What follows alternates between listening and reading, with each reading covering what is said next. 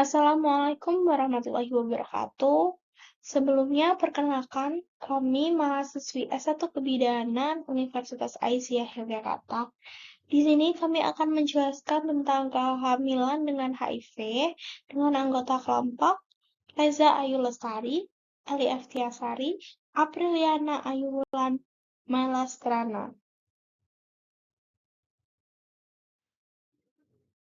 Slide pertama, yaitu definisi. HIV adalah sebuah retrovirus yang menginfeksi sel sistem kekebalan tubuh manusia, terutama sel T, CD4+, dan makrofag. AIDS adalah kumpulan gejala penyakit akibat menurunnya sistem kekebalan tubuh yang disebabkan oleh infeksi virus HIV. Selanjutnya yaitu klasifikasi. Yang pertama ada stadium 1, asimptomatik aktivitas normal, stadium 2, simptomatik aktivitas normal. Berat badan menurun kurang dari 10%, kelainan kulit dan mukosa yang ringan seperti dermatitis seboroik, prurigo, onikomikosis, ulkus oral yang rekuren, dan cheilitis angularis. Herpes zoster dalam 5 tahun terakhir, infeksi saluran nafas bagian atas seperti sinusitis bakterialis. Selanjutnya yaitu stadium 3. Pada umumnya lemah, aktivitas di tempat tidur kurang dari 50%, berat badan menurun lebih dari 10%, diare kronis yang berlangsung lebih dari 1 bulan, demam berkepanjangan lebih dari 1 bulan, kandidiasis orofaringeal, oral leukoplakia, TB paru dalam tahun terakhir, terus infeksi bakterial yang berat seperti pneumonia dan piomyositis. Yang terakhir yaitu ada stadium 4, pada umumnya sangat lemah. Aktivitas di tempat tidur lebih dari 50%. Ciri-cirinya yaitu HIV wasting syndrome seperti yang didefinisikan oleh CDC. Selanjutnya pneumonia pneumocystis carini. Ciri-ciri selanjutnya yaitu ada toxoplasmosis otak, diare cryptosporidiosis lebih dari 1 bulan, cryptococcus extrapulmonal, retinitis virus cytomegalo, terus ada herpes simplex mokutan lebih dari 1 bulan, terus kandidiasis di esofagus, trakea, bronkus, dan paru, tuberkulosis di luar paru, limfoma, terus ada encephalopati HIV. Selanjutnya yaitu patofisiologi. Di dalam tubuh terdapat sel darah putih.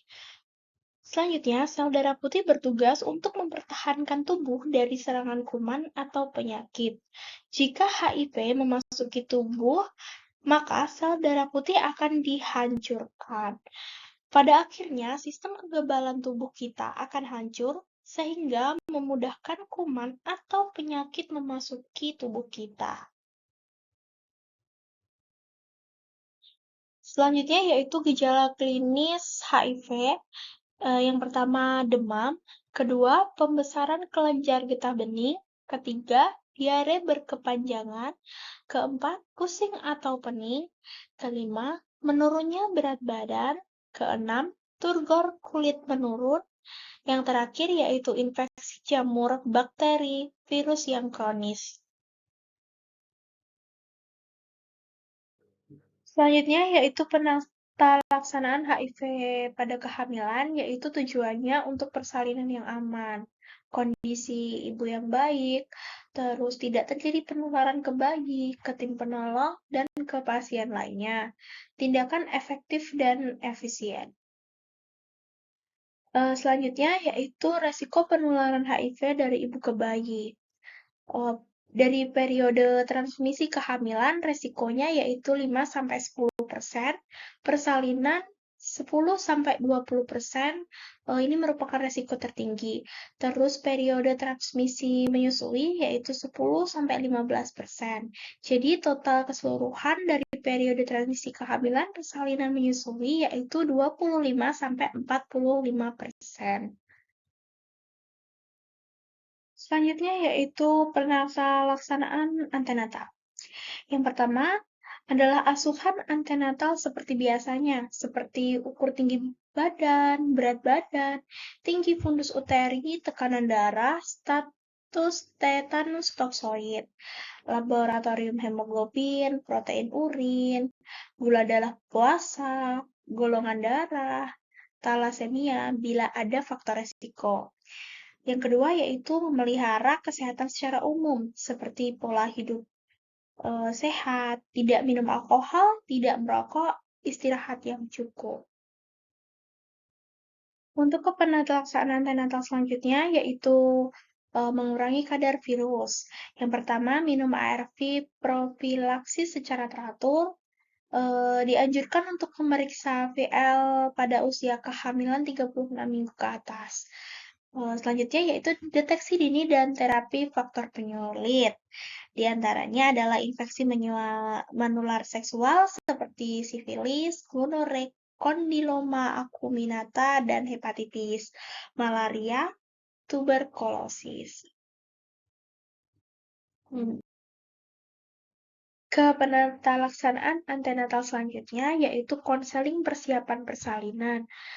Perlu dilakukan konseling kepada ibu, pasangan, dan keluarga mengenai manfaat dan resiko persalinan per vagina dan persalinan dengan resiko seksarea berencana.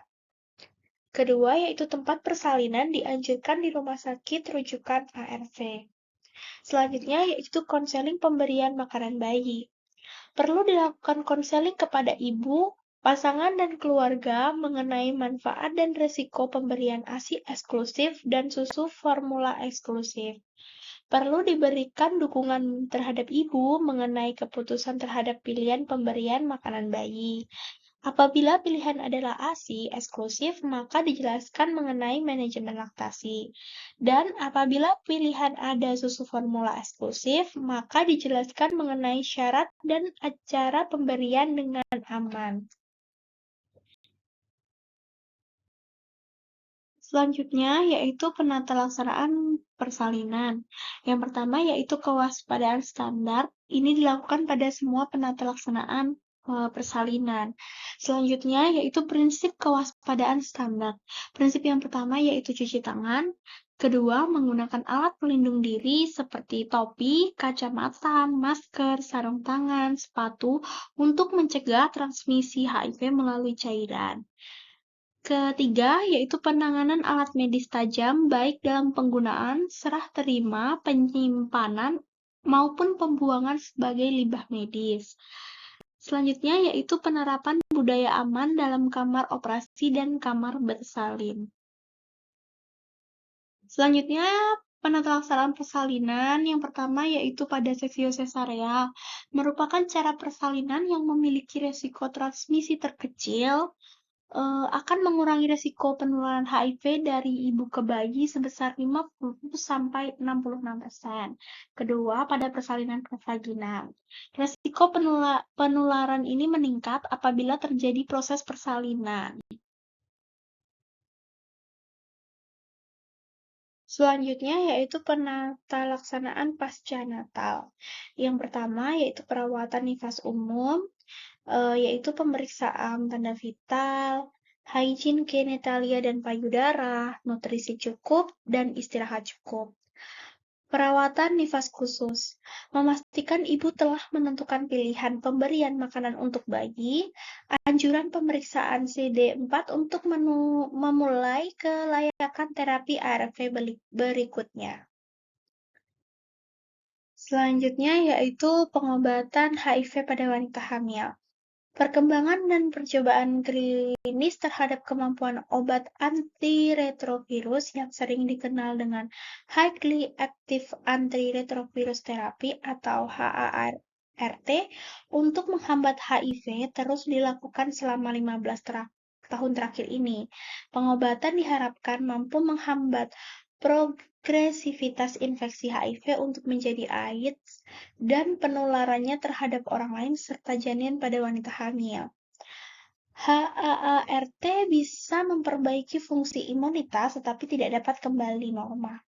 Pengobatan dengan menggunakan AZT, azidotimidin atau ZDV, zidofulvin. Nah, itu tadi adalah beberapa materi yang dapat kami jelaskan atau kami sampaikan. Semoga bisa bermanfaat dan apabila ada salah-salah kata mohon dimaafkan. Akhirnya, billahi fisabilil haq fastabihul khairat. Wassalamualaikum warahmatullahi wabarakatuh.